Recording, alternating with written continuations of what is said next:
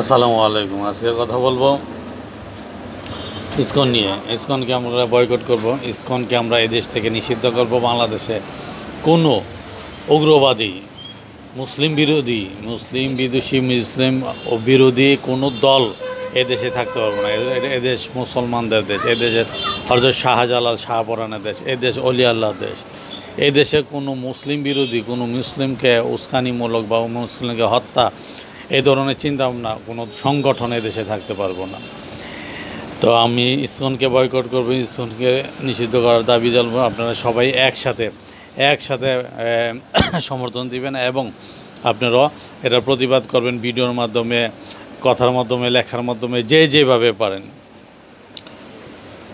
আরেকটা কথা যে আমাদের আশেপাশে যারা আছে মোটামুটি সবার সাথে সুসম্পর্ক, ভারতের সাথে সুসম্পর্ক, কিন্তু বেশ কিছুদিন ধরে ভারত আমাদের শত্রু হিসেবে ভাবে, ভারত আমাদের শত্রু হিসেবে ভাবে। আমরা যদি বন্ধু হিসেবে ভাবি, কিন্তু ভারত আমাদের শত্রু হিসেবে ভাবে।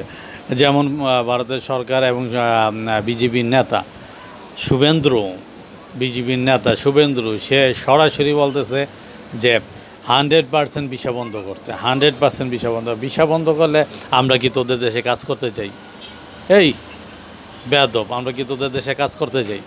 আমরা তোদের দেশে চিকিৎসার জন্য যাই, ঘুরতে যাই, আনন্দ করতে যাই, হাজার লক্ষ টাকা ভাঙ্গি। আমরা যে টাকা ভাঙ্গি, তোরা এই টাকা কামাস না, যদিও কামাস তোরা হইলো কিপটা, তোরা এই টাকা ভাঙ্গস না, তোরা কী করস না, এদেশে বিভিন্ন দেশে যাস না, আমাদের দেশে আসস না, বিভিন্ন জায়গায় যাস না, এই টাকা ভাঙ্গস না, তোরা হইলো কিপটা।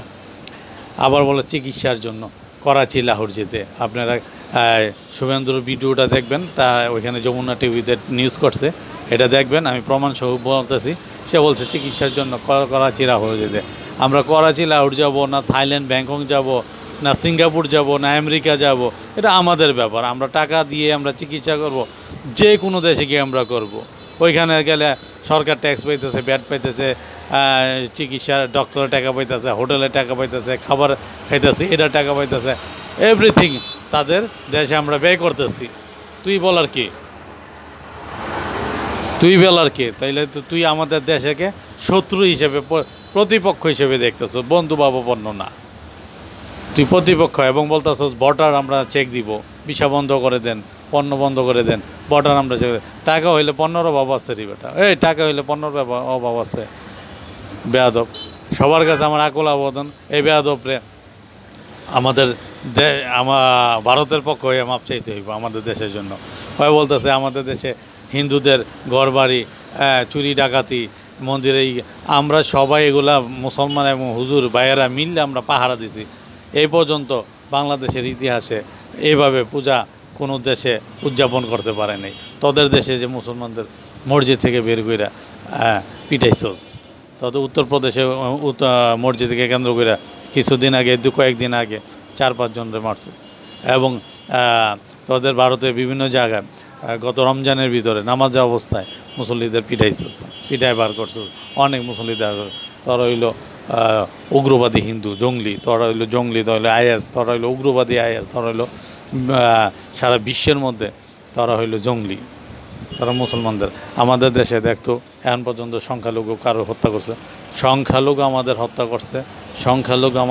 করছে, আমাদের মুসলমান ভাইরে, অ্যাডভোকেটে।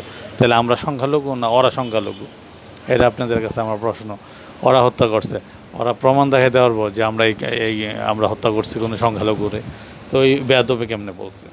তারপর বলছে যে আমাদের দেশকে নিয়ে কটূক্ত, এবং আমাদের যে অন্তর্বর্তী সরকার তাদের ক্যাবিনেটদের নিয়ে কটূক্ত, তারা নাকি নাবালক, তারা নাকি আবল তাবল বলে।